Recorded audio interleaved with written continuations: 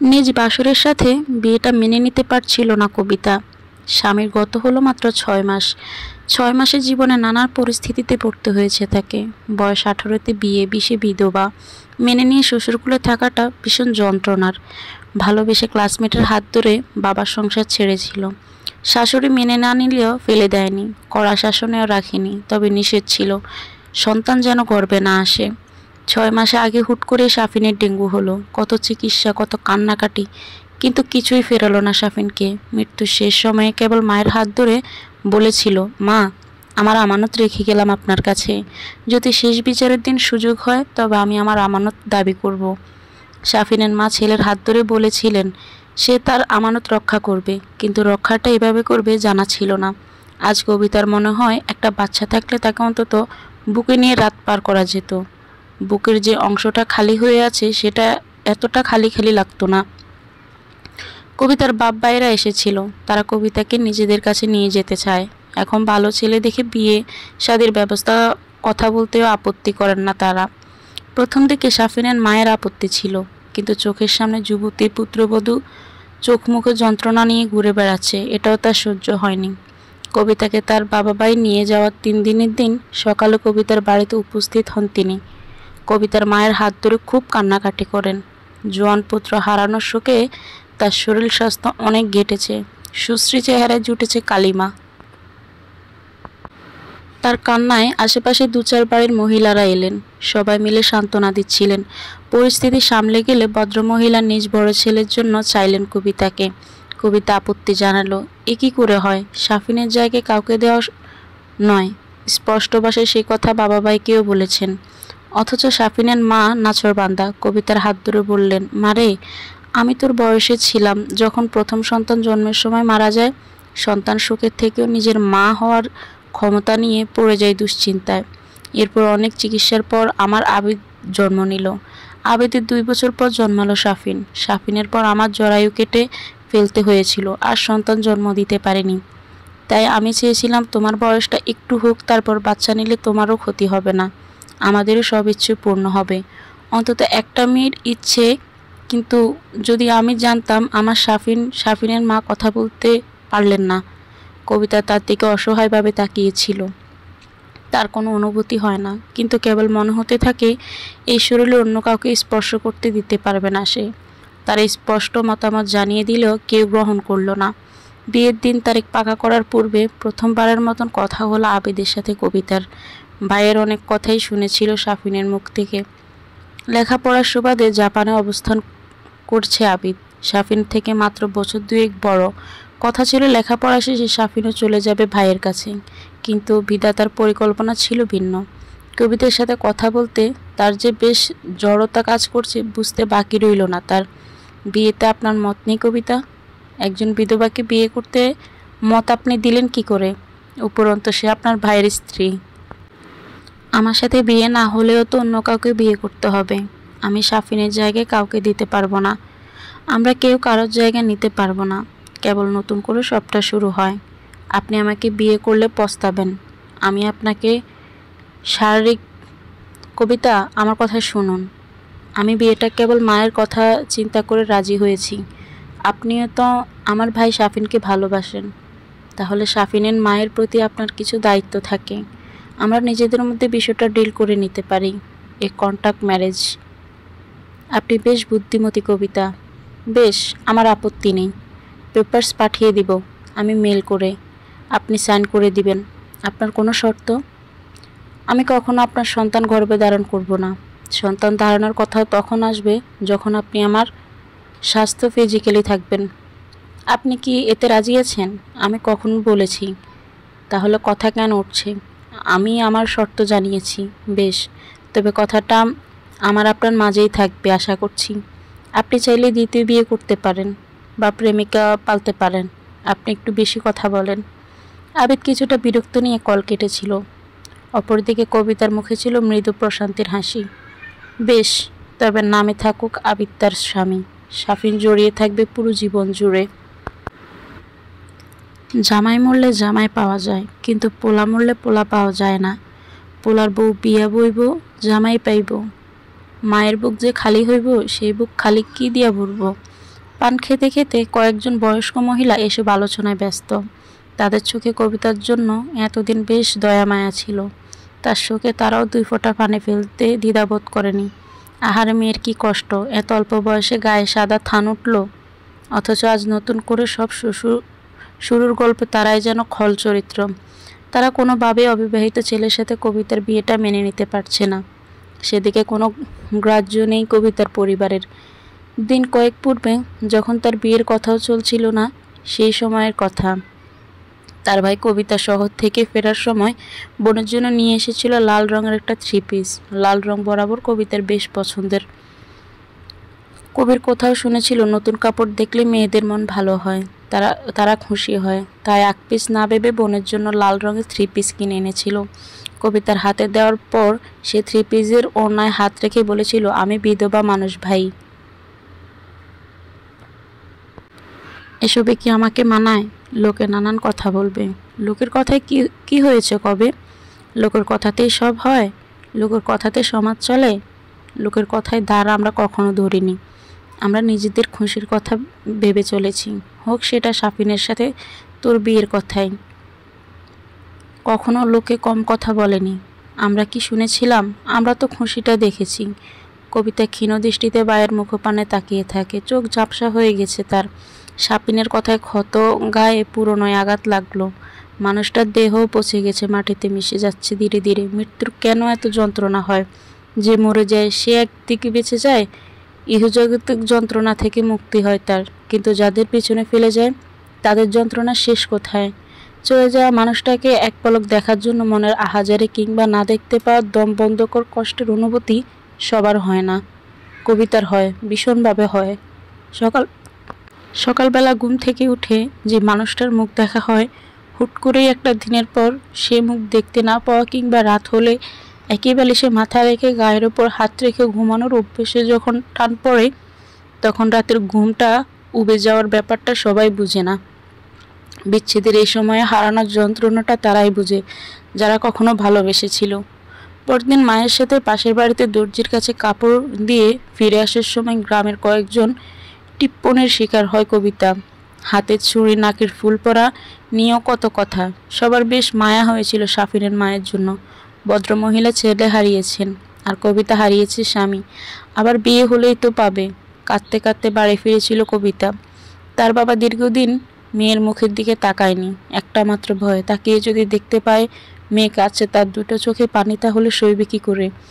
যুবতী মেয়ে বিধবা হয়েছে, এর থেকে কঠিন সত্য পৃথিবীতে আর কিছুই নেই তার জন্য।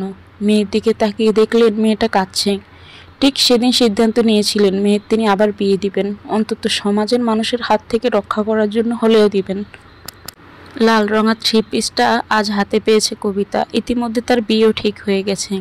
আগামী শনিবার ফোনেই বিয়ের ব্যবস্থা করা হয়েছে। কাকতালীয়ভাবে তার প্রথম বিয়েটাও হয়েছিল ফোনেই। পরবর্তীতে কোর্ট রেজিস্ট্রেশন হয়, কারণ শাফিনের বয়স কাগজে কলমে ভুল ছিল।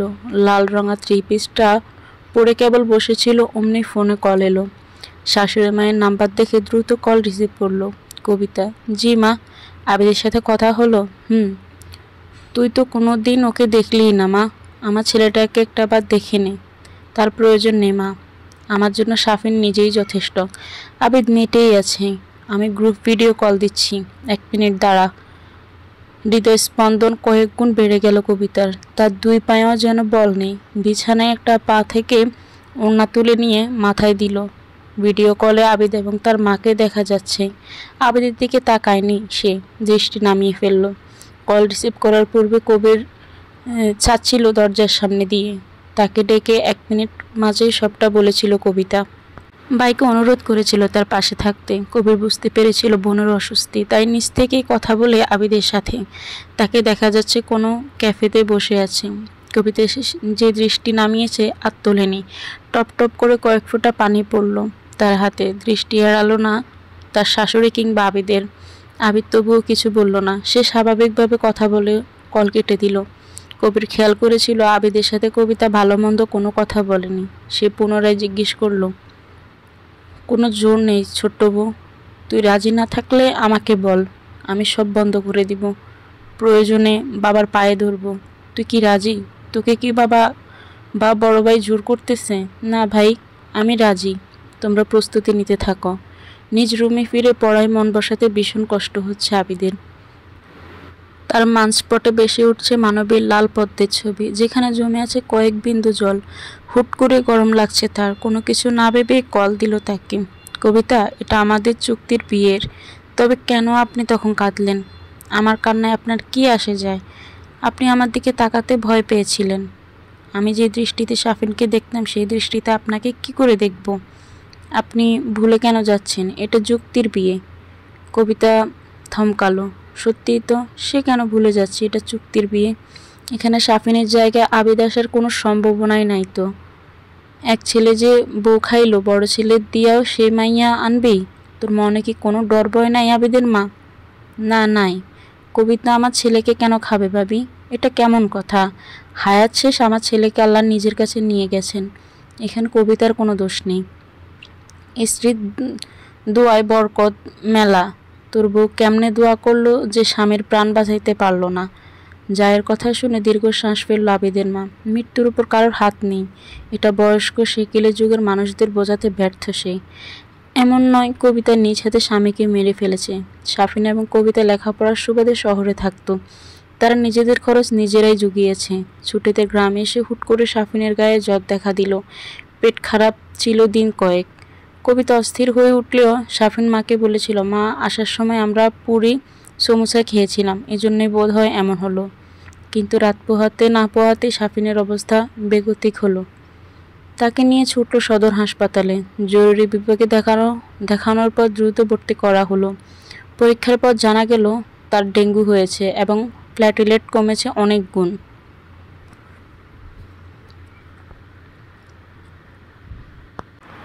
কত চেষ্টা, কত মেডিসিন, এই ডাক্তার ওই ডাক্তার, হাসপাতাল বদল, কিছুতেই রক্তের প্ল্যাটিলেট উঠল না।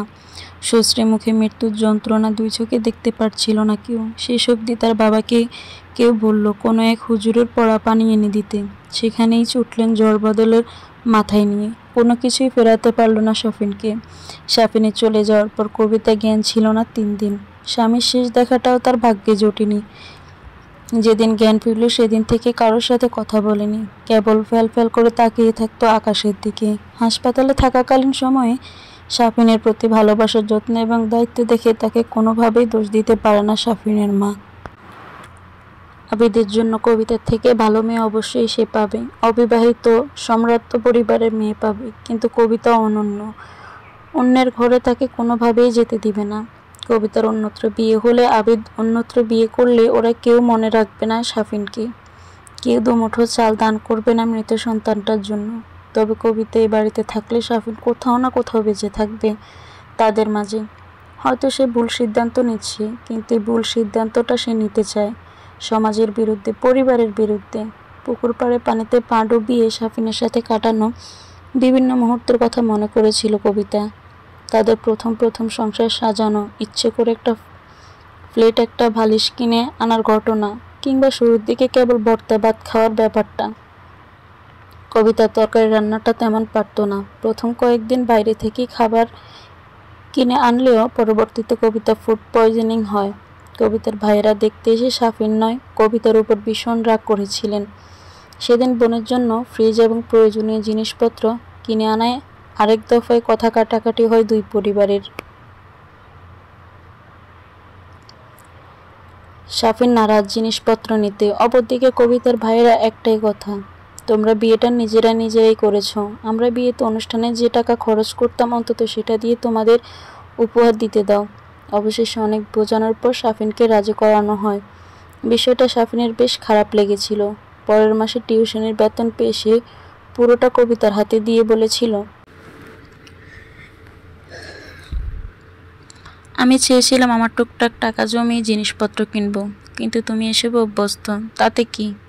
আমরা টাকাটা জমিয়ে আবার নতুন করে কিনবো, না হলে ভাইদের বিয়েতে ঠিক এসব উপহার দিয়ে শোধ করে দিব। আইডিয়াটা বেশ পছন্দ হয়েছিল তার। তারা ঠিক এইভাবেই গুছিয়ে নিয়েছিল। সব হলেও বালিশ একটা থেকে দুটো হতে দেয়নি ছেলেটা। তাদের মাঝে হতো মনোমালিন্য, হোক না কেন, রাতে সব মিটে যেত। স্মৃতি কতই না সুন্দর, স্মৃতি জমিয়ে রেখেছে কবিতা। ক্যান আই কল ইউ ফোনে টুংটাং করা আসা মেসেজের নোটিফিকেশন দেখে কবিতা ফোন হাতে নিল। আবিদের মেসেজ এসেছে। তার নাম্বারটা সেভ করা হয়নি। কাকতালীয়ভাবে কোনোদিন তাকে দেখেওনি কবিতা। সবসময় শাফিনের সাথে কথা হতো তার। ভিডিও কলে কথা বলতে বললে কবিতা বরাবর বলতো, তুমি ছাড়া কেউ আমাকে এতটা কাছ থেকে কেন দেখবে শাফিন? আমার ভালো লাগে না, প্লিজ জোর করো না। অথচ নিয়তির বিধানে আজ তার সাথে কথা বলতে হচ্ছে। নেট অন করে হোয়াটসঅ্যাপে কল দিল। আবিদ অডিও কল রিসিভ করার পূর্বে দাম্ভিকতার সাথে হেসে তার বন্ধুকে বলল, ও জানিস কে? ও হচ্ছে আমার সকল সমস্যার মূল। ওকে বিয়ে না করলে আমার মা আমাকে ত্যাগ করবে। ওর জন্য আমি আমার 4 বছরের ভালোবাসাকে ত্যাগ করছি। সুন্দর না বিষয়টা? কলটা কেটে গেছে। আবিদ এপাশ থেকে নিজে কল ব্যাক করলো। কল রিসিভ করে কবিতা নিশ্চুপ হয়ে আছে। আবিদ নিজ থেকে বলল, কয়েকটা শাড়ির ছবি পাঠাচ্ছি কবিতা, পছন্দ করে বলুন আপনার কোনটা চাই। শাড়ি কেন? নতুন বউকে বিয়েতে শাড়ি দিব না? আমি শাফিন ছাড়া অন্য কারোর জন্য কখনো সাজিনি। এটা আপনি ভুলে যাচ্ছেন কেন? বিয়েটা চুক্তি মাত্র। আমাকে আমার কোনো বিষয়ে আপনি জোর করতে পারবেন না। আপনার দ্বিতীয় বিয়ে হলেও আমার প্রথম বিয়ে কবিতা। আমি চাই আমার বিয়ের দিন আমার বউ লাল টুকটুকে শাড়ি পরবে, হোক সে বিয়েটা চুক্তির সহিত। আমি বাধ্যগত নই। সময় বলে দিবে। শাড়ি কোনটা পছন্দ জানাবেন, আগামীকাল বা পরশু পৌঁছে যাবে। পছন্দ জানাতে সংকোচ করবেন না। রাগে ক্ষোভে কল কেটে দিল কবিতা। সে শাড়ির ছবি না দেখে মেসেজ করলো তার সবগুলো পছন্দ। সে ভেবেছিল আবিদ কথা বাড়াবে, কিন্তু রিপ্লাই এলো ঠিক আছে। সমস্যার সমাধান হতে দেখে স্থির হলো কবিতা।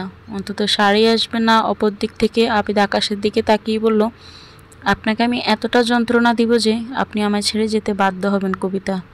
একজন নারীর সবচেয়ে আপন হয় তার স্বামী। কবিতার ক্ষেত্রেও ভিন্ন ছিল না। আজ তার বিয়ের জন্য গয়না পাঠিয়েছে আবিদের মা, জানিয়েছে আসছে বিয়ের শাড়িও। শাফিনের সাথে বিয়ের সময় এসব কিছুই ঘটা করে হয়নি। মাত্র ৩,৫০০ টাকা দিয়ে শাফিন কিনেছিল নতুন বইয়ের সাজসজ্জার জিনিসপত্র। ২,০০০ টাকায় কেনা বিয়ের শাড়িটার দিকে দীর্ঘ সময় তাকিয়ে থেকে সে বলেছিল, যখন আমার স্থায়ী চাকরি হবে আমি প্রতি মাসে তোমাকে নতুন শাড়ি কিনে দিব। আমরা আমাদের ৫০তম বিবাহবার্ষিকীতে আবার বিয়ে করব। তখন দেখবে আমি তোমায় সোনায় মরিয়ে দেব বউ। বউ শব্দটা শুনে কবিতা লজ্জায় লাল বেগুনি হয়ে পড়েছিল। ৭৫০ টাকার নাকফুল এবং ২,০০০ টাকার শাড়ি পরে কবুল বলার সময় যেমন উত্তেজনা এবং আনন্দ কাজ করছিল, তেমন আনন্দে ছিটেফোঁটাও কাজ করছে না সামনে থাকা গয়নাগুলো দেখে।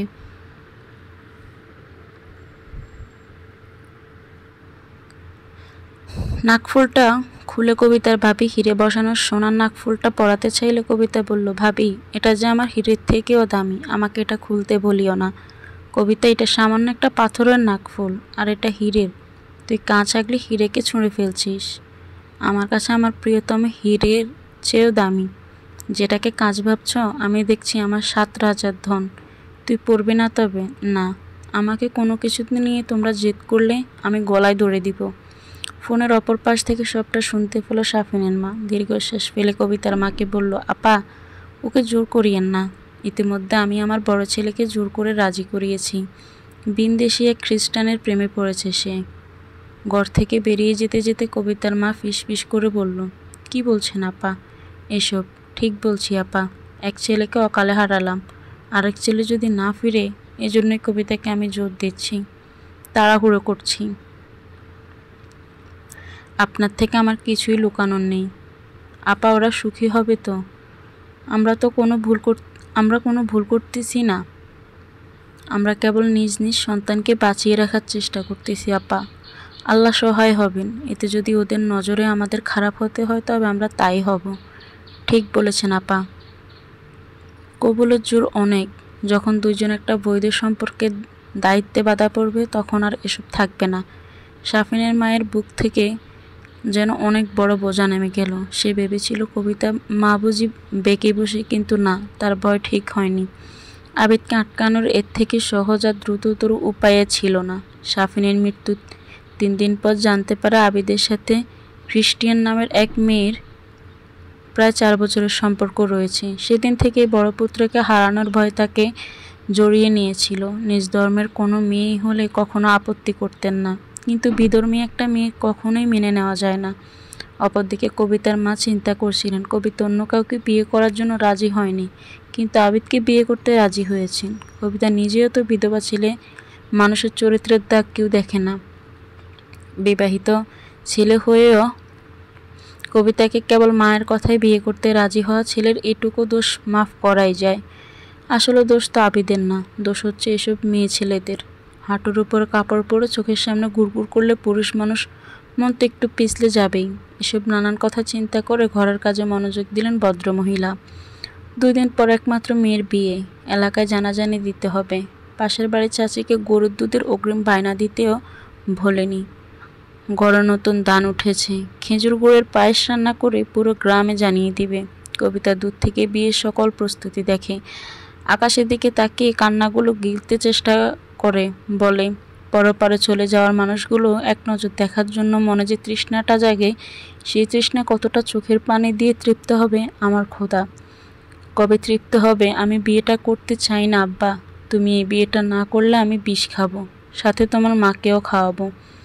এরপর তুমি নিজের ইচ্ছে মতো চলবে, তোমার সমাজ না থাকলেও তো আমরা আছি। বাবার কথাটা মস্তিষ্কের এফোড় ওফোড় করে দিল কবিতার। ফ্যাল ফ্যাল করে তাকিয়ে রইল মায়ের দিকে। মাঝে মাঝে পৃথিবীতে কিছু মানুষের সাথে বেশ বেইমানি হয়, সেই বেইমানিটা করে পৃথিবী নিজে কিংবা নিয়তি। লোকে তাকে পরিস্থিতির শিকার বলে চালিয়ে দিতে চায়, সান্ত্বনা শোনায়, কিন্তু যার সাথে ঘটে সে জানে এই নিষ্ঠুরতম পরিবেশ টিকে থাকাটা লড়াই কতটা ধৈর্যের হয়। কবিতা সেই ধৈর্যের পরীক্ষা দিচ্ছে। কেন দিচ্ছে সে জানে না। নিজেকে জীবনের শেষ প্রান্তে নিয়ে দাঁড় করাতে হয়তো এমন পরীক্ষা আর দিতে হবে না। এক পুরুষে আসক্ত নারী হয়ে থাকবে, কিন্তু সমাজে ছিছি করবে। সৃষ্টিকর্তা শেষ বিচার অবধি শাস্তি দিবে। ইহকালের যন্ত্রণার জন্য সে পরকাল নষ্ট করতে পারবে না বলেই হয়তো এই পথে পা বাড়াচ্ছে না। প্রতিটা মানুষের বেঁচে থাকার জন্য একটা অবলম্বন লাগে, কবিতার কিছুই নেই। বাবার ঘর থেকে বেরিয়ে যাওয়ার আগে তাকে তার বাবা জিজ্ঞেস করলো, এখনো সময় আছে, অন্য কেউ পছন্দ থাকলে জানিয়ে দাও। গতবারের মতো এবারও সবার কাছে আমার মাথা নিচু করিও না। কি বোঝাতে চাচ্ছেন আব্বা? আমার কারোর সাথে সম্পর্ক আছে কি না? না। আবার নিশ্চিত থাকুন, গতবারেও তো এমন কিছুই হয়েছিল কবিতা, আমি তখন নিশ্চিত ছিলাম, এবার নই। তুমি যে অবধি শ্বশুরবাড়ি চলে না যাচ্ছ, আমার শান্তি বা তোমার প্রতি বিশ্বাস কিছুই নেই। কবিতার কোনো জবাব বা প্রশ্ন কিছুই করেনি, কেবল তার নিজের ঘরের দিকে এগিয়ে গেল। দরজা বন্ধ করে বসে রইল চুপচাপ। নিয়তি তাকে নিয়ে কোন খেলায় মগ্ন হয়েছে। শাফিনের সাথে পালিয়ে যাওয়া 2 দিন পূর্বে তার বাবা একটা বিয়ের সম্বন্ধ এনেছিল। ছেলে দেশের বাইরে থাকে, বড় রাষ্ট্র, মেয়েকে সুখেই রাখবে। 18 পার হওয়া মেয়ের সিদ্ধান্তে জানতে না চাইলেও নিজে জিজ্ঞেস করেছিল কোনো আপত্তি আছে কিনা। কবিতা ভালো মন্দ কিছুই না বলাতে ধরে নিয়েছে তার আপত্তি নেই, কিন্তু যেদিন ছেলে দেখতে আসবে তার ঠিক আগের দিন রাতে বাড়ি থেকে পালিয়ে যায় কবিতা। শাফিনের হাত ধরে গিয়ে ওঠে শহরের 2 কামরার এক বাসায়। কাজী অফিস থেকে বিয়ে করেছিল। তাদের চোখে তখন সংসার করার এক স্বপ্ন ছিল, যে স্বপ্নের কারণ কবিতা সেদিন বাবার অপমান হতে পারে এটা ভাবতেও ভুলে গিয়েছিল।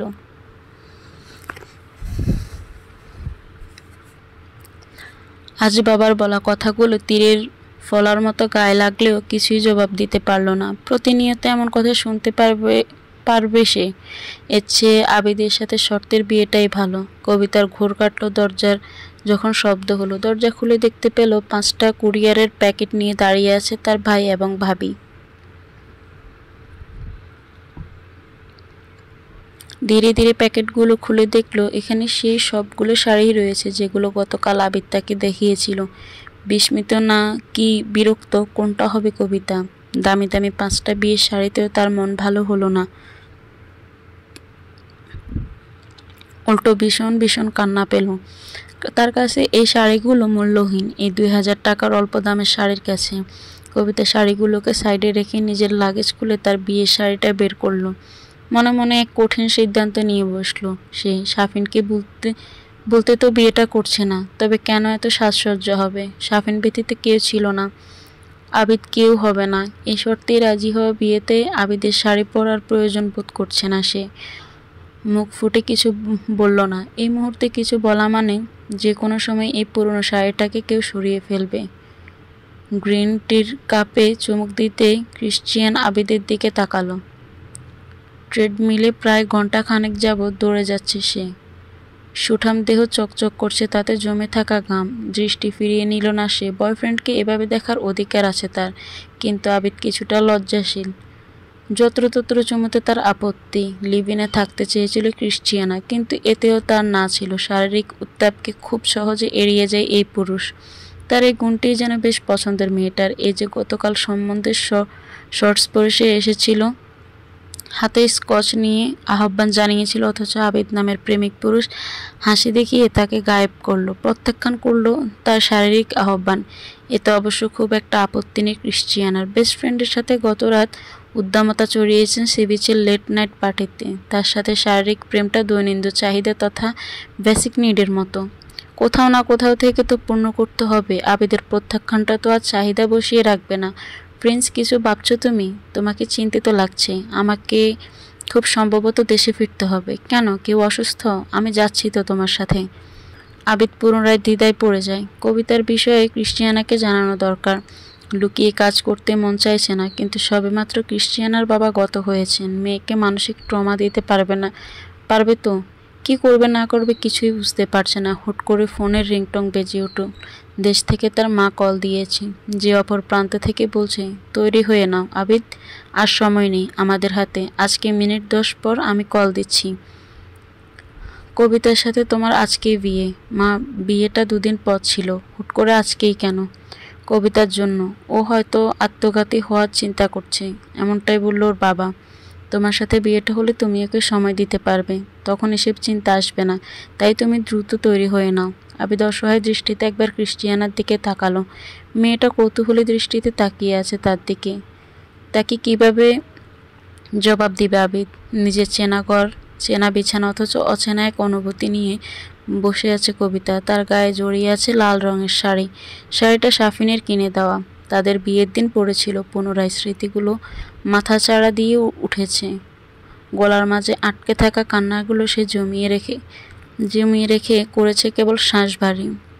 যখন কবিতা বুঝতে পেরেছিল সাফিন মারা গেছে, তখন প্রথমে ভেবেছিল এটা মিথ্যে কিংবা নিছক অভিনয় করছে ছেলেটা। তার শির দ্বারা বেয়ে নেমে যাওয়া ঠান্ডা স্রোত কিংবা হাত পা ঠান্ডা হয়ে যাচ্ছিল। গত রাতেও হাসপাতালের কেবিনে সাফিন তাকে বুকে নিয়ে ঘুমানোর আবদার করেছিল। কবিতা স্মিত হেসে বলেছিল, যখন তখন ডাক্তার নার্স আসে, তারা দেখলে কি বলবে? আর মা তো রাতে থাকবে। মাকে বলে বাড়ি পাঠিয়ে দিব বউ। আমার কেমন যেন অস্থিতিশীল লাগছে নিজেকে। তুমি এই শেষবারের মতো বুকে মাথা রেখে ঘুমাও। আমি আর আবদার করব না। সাফিনের বলা শেষবারের মতন কথাটা তীরের ফলার মতো বেঁধেছিল কবিতার মনে। ধমকেও দিয়েছিল, কিন্তু স্বামীর আবদার ফেলে দেয়নি সে। ক্যানোলা করা হাত অধিকাংশ সময় তার পিঠে ছিল। সে রাতে দুজনের কত গল্প। সুস্থ হলে একটা বার সমুদ্র দেখতে যাবে, পাহাড়ে সূর্যাস্ত দেখবে, কিংবা কবিতার জন্য নতুন একটা মোবাইল ফোন ও তো নিতেই হবে। 2 কামরার বাসাটা বদলে একটা বড় বাসা নিতে হবে। সাফিনের ইনকাম ধীরে ধীরে বাড়ছে। নতুন একটা প্রাণ এবার তাদের মাঝে আসার সময় হয়েছে। কবিতা চাকরি করবে না। ক্লান্ত সাফিন যখন বাসায় ফিরবে, তখন কবিতা নালিশ করবে তাদের মেয়ের নামে। সাফিন তখন মেয়ের পক্ষ নেবে। এমন হাজারো স্বপ্ন তারা দুজন সেই রাতেই দেখেছিল। সাফিনের চোখের ঘুম ছিল না, কিন্তু কবিতার চোখে ছিল রাজ্যের ঘুম। কে জানতো সাফিন চিরতরে ঘুমাবে? না হলে কবিতা সে রাতে কখনোই ঘুমতো না।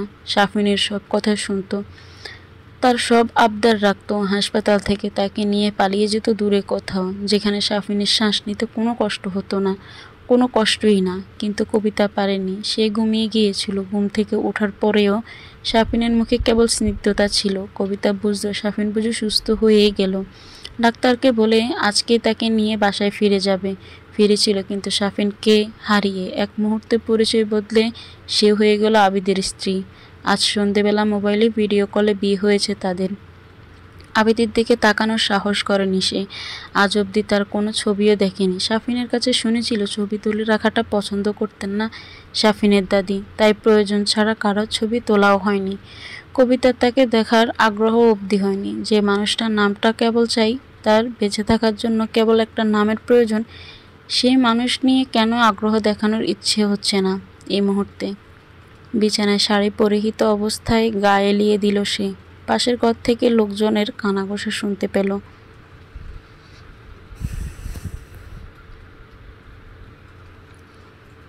কেউ একজন বলছে, বউ আগেরটাই তো আনলা ভাবি, দেখা আবার কপাল যেন সে আগেরটাই না হয়।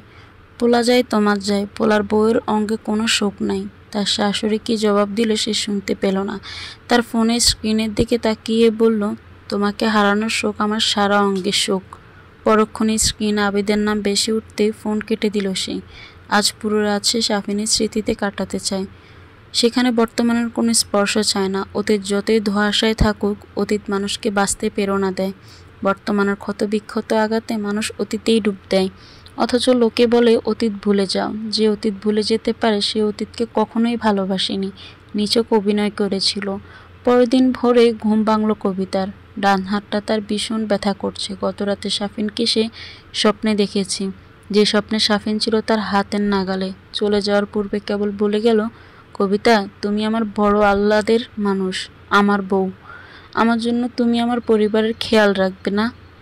একইভাবে সে বলতো যখন সে জীবিত ছিল। কবিতা তখনও তাকে কথা দিয়েছিল এবং স্বপ্নেও তাকে কথা দিয়ে বলল, আমি খেয়াল রাখবো, কিন্তু তুমি কথা দাও তুমি ফিরবে। শাফিন উঠে যেতে যেতে বলল, তুমি হয়তো খেয়ালই করনি, আমি ফিরেছি যে। সকালের নাস্তা বানাতে রান্নাঘরে পা দিতেই কবিতার শাশুড়ি তাকে বলল, আমি বানিয়ে নিচ্ছি। আমরা মানুষ মাত্র 3 জন, 3 দুগুণে 6টা রুটি লাগে আমাদের। তোমার কষ্ট করতে হবে না। কষ্টের কিছুই নেই মা, আপনি না হয় রুটি সেঁকে নিন, আমি বানিয়ে দিচ্ছি। কবিতা কেবল রুটি নয়, সাথে ডিম পোচ এবং শশাও কেটে নিল। নাস্তার টেবিলে বসে শাফিনের বাবা বলল, তুমি আমার মেয়ে হয়েই থেকো এ বাড়িতে। আবিদ কবে ফিরবে সেটা কিছু বলেনি। যতদূর বুঝলাম তুমিও তার কাছে যেতে এখন ইচ্ছুক না। আমরা তোমাকে আর জোর করব না। তোমার মা জেদ ধরেছিল তোমাকে নিজের কাছে নিয়ে আসার, তাই নিয়ে এলাম। কিন্তু মা একটা কথা মাথায় রাখতে হবে, যে কোনো সম্পর্ক হচ্ছে বীজ তলার মতন। তুমি বীজ রোপণ করো, কিভাবে তার যত্ন নেবে সেটার উপর নির্ভর করবে চারা গাছের ভবিষ্যৎ। তুমি যত্ন নিলে চারা গাছ থেকে একদিন বৃক্ষ হবে, কিন্তু যত্ন না নিলে অঙ্কুরিত হতে হতে নষ্ট হয়ে যেতে পারে। তোমাদের দুজনেরই একটা সম্পর্কের সাথে আমাদের দুটো পরিবারের কয়েকজন মানুষের মানসিক অবস্থার সম্পর্ক রয়েছে। তোমাদের জন্য আমরা সব সময় আছি। কবিতা কিছু না বলে মাথা নিচু করে রইল। সেই মুহূর্তে তার শাশুড়ি বলে উঠল, এই সমাজ ভয়ঙ্কর মা, আগুনের মতো দাউ দাউ করে জ্বালিয়ে শেষ করে দিবে। এই সমাজ বিধবা মেয়েদের কেউ গ্রহণ করতে চায় না। অল্প বয়স হলে তার দিকে গ্যাসোলিন হাতে এগিয়ে আসে। কবিতা নিজেও জানে কথাগুলো, কিন্তু শাফিনের জায়গা কাউকে দিবে না। আবিদও প্রেমিকা আছে, সেটা সে জানে, তাই এদিক থেকে সে নিশ্চিন্ত। এর পরের দিনগুলো বেশ ভালোই যাচ্ছিল কবিতার। শাফিনের স্মৃতি একটু একটু করে জিয়ে রাখতে আপ্রাণ চেষ্টা করে সে। 2 বাবার অনুরোধে পুনরায় লেখাপড়াও শুরু করেছে। দেখতে দেখতে শাফিনের মৃত্যুর 1 বছর হয়ে এলো। সেদিন নিজ হাতে রান্না করে এতিম বাচ্চাদের খাইয়েছে সে। দূর থেকে তার কবর দেখে নানান কথা বলার সময় হুট করে মনে পড়ে যায় শাফিনের সমুদ্র দেখতে চেয়েছিল। এর পরের সপ্তাহে শ্বশুর এবং শাশুড়িকে নিয়ে বাবার বাসায় গিয়ে ভাইকে জানালো সে সমুদ্র দেখতে যাবে। আপত্তি করলো না কেউ। সমুদ্র পাড়ে দাঁড়াতে কবিতা খেয়াল করলো তার পাশে শাফিন দাঁড়িয়ে আছে। সেই চুল, চোখ এবং ঠোঁটের হাসি। পাশাপাশি দাঁড়িয়ে স্মিত হেসে ছেলেটা কিছু বলতে চাইছিল। কবিতা জানে যে শাফিনকে কল্পনায় দেখে, কিন্তু নিজের এই ভুলটা কখনোই সে ভাঙতে চায় না। সে চায় অন্তত কল্পনায় সুখী হোক। সমুদ্রের পানি ছুঁয়ে যায় তার পা দুখানি। শিউরে উঠে সে। সমুদ্রের পাড়ে তীব্র বাতাসের বুকে মুখ ডুবিয়ে সে ফিসফিস করে বলে, তুমি আমার আজন্মকালের সুখ, তোমায় আমি ভালোবাসি না, তোমায় আমার মাঝে নিয়ে আমি বসত করি। আবিদের সাথে এই মুহূর্ত তার নামে মাত্র কথা হয়। আবিদ ইচ্ছে করে কবিতার ফোনে কল দেয়, যাতে তার মায়ের সন্দেহ না হয় যে তাদের মাঝে কোনো কিছুই ঠিক নেই। কবিতার ফোনে মা কথা বলার পর দীর্ঘ সময় কবিতা নিজের রুমে অবস্থান করে, কিংবা কোনো দিন আগেই কল দেয় আবিদ। 2 পাশে 2 জনের নীরবতা 8 ঘন্টা কিংবা এর চেয়ে বেশি সময় পার হলে কবিতা বলে ওঠে, মায়ের কাছে নিয়ে যাচ্ছি। মায়ের সামনে দুটো কথা বলে ফোন দিয়ে চলে আসে। ঈদে কিংবা বিশেষ দিনে আবিদ উপহার পাঠাতে বলে না। ইদানিং সবাই বেশ খুশি হয় কবিতার সুখ দেখে। নিরালায় বসে কবিতা ভাবে, মানুষ কি বোকা, লোক দেখানোর সুখেই অন্যকে সুখী ভেবে বসে। দেখতে দেখতে পার হলো 2 বছর। আজ আবিদের দেশে আসার দিন। অহেতুক ভয়ে সিটিকে আছে কবিতা নামের মেয়েটা। লোকের সামনে আবিদ তার স্বামী, রাতের আধারে সেই স্বামী নামের পুরুষ যদি অধিকার ছেয়ে বসে। নানান চিন্তায় ঘুম হয়নি তার কয়েকদিন। অমনোযোগী ভঙ্গিতে রান্না করছিল, যখন তার শ্বশুর তাকে ডেকে বলল, মারে বাইরে আয়, আমার বাপজান আসছে। আজ হাজার চাইলেও সাফিনকে কল্পনায় আনতে পারছে না কবিতা। সাফিন যেন উবে গেছে হুট করে। ধীর পায়ে দরজায় এসে দাঁড়ালো সে। আবিদের হাতের দিকে দৃষ্টি পড়ল। চমকে উঠল সে। সাফিনের মতো আবিদের হাতের শিরা উপশিরাগুলো স্পষ্ট বোঝা যাচ্ছে যে। রাতের খাবার খাওয়ার পর দ্রুত নিজের রুমে ফিরে এলো কবিতা। আবিদ নামের মানুষটাকে কখনো সে দেখেনি। একদিন ঝাপসা দৃষ্টিতে দেখেছিল, কিন্তু সেই সময়ের কোনো স্মৃতি মনে নেই। বিছানায় উঠে কাঁথা মুড়ে দিয়ে শুয়ে পড়ল সে। না, সিরিয়ালের মেয়েদের মতন হাতে কিছু রাখিনি। আবিদকে আঘাত করার ইচ্ছেও নেই, কারণ এই কয়েক বছর কবিতা তাকে যতটা চিনেছে সেটা হলো আবিদ একজন সুপুরুষ, আর সুপুরুষরা নারীকে সম্মান করতে জানে।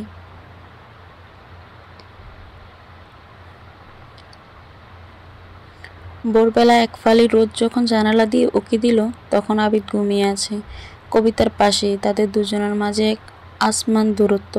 কবিতা ঘুম ভেঙে আধবুঝা চোখে দেখতে পেল তার পাশে সাফিন ঘুমিয়ে আছে। সে ভাবল সাফিন বুঝি কল্পনায় এসেছে, কিন্তু ঘুমন্ত মানুষটার মুখশ্রীতি স্পর্শ করতেই তার ভুল ভেঙে গেল। ভূত দেখার মতো চমকে উঠেছে সে। দৌড়ে রুম থেকে বেরিয়ে গেল। সাফিন তার সামনে শেষ শ্বাস ত্যাগ করেছে। তবে এ কে? পুরো দিনবার এই মানুষটাকে তাকিয়েছিল কবিতা। শেষ অবধি কথার চলে জানতে পারল আবিদ এবং সাফিনের চেহারার ভীষণ মিল রয়েছে। দূর থেকে নয়, অনেক সময় কাছ থেকে দেখলেও তাদের একই মনে হতো, অথচ দুজনের বয়সের তফাৎ 2 বছরের বেশি। কবিতা বারবার এই চেহারার দিকে তাকিয়ে থাকে। আবিদ তাকালেই চোখ ফিরিয়ে নেয়। আবিদ স্মিত হাসে। মেয়েটার বেতে ব্যস্ত হওয়ার অভিনয় তাকে বেশ আনন্দ দিচ্ছে।